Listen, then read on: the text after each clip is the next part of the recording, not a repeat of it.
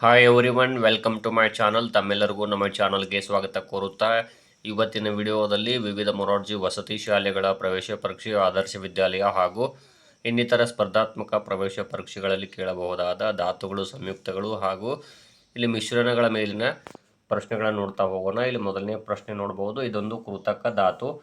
ಆಪ್ಷನ್ಸ್ಗಳು ನೋಡ್ಬೋದು. ಇಲ್ಲಿ ಚಿನ್ನ, ಬೆಳ್ಳಿ, ಕಬ್ಬಿಣ, ಪ್ಲುಟೋನಿಯಂ. ಇದೊಂದು ಕೃತಕ ಧಾತು ಅಂತ ಹೇಳಿದ್ದಾರೆ. ಇಲ್ಲಿ ನೋಡ್ಬೋದು ಚಿನ್ನ, ಬೆಳ್ಳಿ, ಕಬ್ಬಿಣ ಇದೆಯಲ್ಲ, ಇವು ನೈಸರ್ಗಿಕ ಧಾತುಗಳಾಗಿವೆ. ಇಲ್ಲಿ ಪ್ಲುಟೋನಿಯಂ ಇದೆಯಲ್ಲ, ಇದೊಂದು ಕೃತಕ ಧಾತು ಆಗುತ್ತದೆ. ಡಿ ಆಪ್ಷನ್ ಆಗುತ್ತದೆ. ನೀರಿನ ಅಣುಸೂತ್ರ ಇಲ್ಲಿ ಆಪ್ಷನ್ಸ್ಗಳು H2O2, HO2, H2O ಹಾಗೂ H. ಇಲ್ಲಿ ನೀರಿನ ಅಣುಸೂತ್ರ ಇಲ್ಲಿ ನೋಡ್ಬೋದು H2O ಆಗುತ್ತದೆ.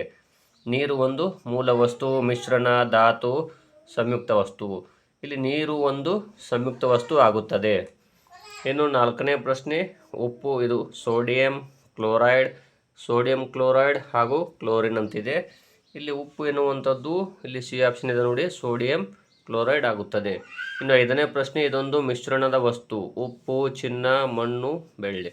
ಇಲ್ಲಿ ಉಪ್ಪು, ಚಿನ್ನ, ಬೆಳ್ಳಿ ಇದೆಯಲ್ಲ, ಇವು ಮೂಲ ವಸ್ತು ಮತ್ತು ಸಂಯುಕ್ತ ವಸ್ತು ಆಗುತ್ತವೆ. ಮಣ್ಣು ಇದೆಯಲ್ಲ, ಇದೊಂದು ಮಿಶ್ರಣ ಆಗುತ್ತದೆ. ಸೊ ಸಿ ಆಪ್ಷನ್ ಆಗುತ್ತದೆ. ಇದೊಂದು ದ್ರವ ಸ್ಥಿತಿಯಲ್ಲಿನ ಮೂಲ ವಸ್ತು. ಇಲ್ಲಿ ನೀರು, ಕಬ್ಬಿಣ, ಆಕ್ಸಿಜನ್, ಪಾದರಸ. ನೋಡಿ, ನೀರು ಅನ್ನುವುದು ದ್ರವ ಸ್ಥಿತಿಯಲ್ಲಿದ್ದರೂ ಕೂಡ ಇದೊಂದು ಸಂಯುಕ್ತ ವಸ್ತು ಆಗುತ್ತದೆ. ಕಬ್ಬಿಣ, ಆಕ್ಸಿಜನ್ ಇವು ಮೂಲ ವಸ್ತುಗಳು, ಆದರೆ ಇದು ಅನಿಲ ಸ್ಥಿತಿಯಲ್ಲಿದೆ, ಇದು ಘನ ಸ್ಥಿತಿಯಲ್ಲಿದೆ. ಪಾದರಸ ಇದೆಯಲ್ಲ, ಇದು ದ್ರವ ಸ್ಥಿತಿಯಲ್ಲಿರುವಂತಹ ಮೂಲ ವಸ್ತು ಆಗುತ್ತದೆ.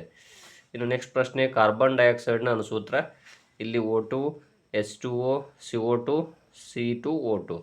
ಇಲ್ಲಿ ಕಾರ್ಬನ್ ಡೈಆಕ್ಸೈಡ್ನ ಅಣುಸೂತ್ರ ಯಾವುದು ಅಂದರೆ CO2 ಆಗುತ್ತದೆ. C option. ಈ ರೀತಿಯಾಗಿ ಧಾತುಗಳು, ಸಂಯುಕ್ತಗಳು ಮತ್ತು ಮಿಶ್ರಣಗಳ ಮೇಲೆ ಕೇಳಬಹುದಾದಂತಹ ಪ್ರಶ್ನೆಗಳಾಗಿವೆ.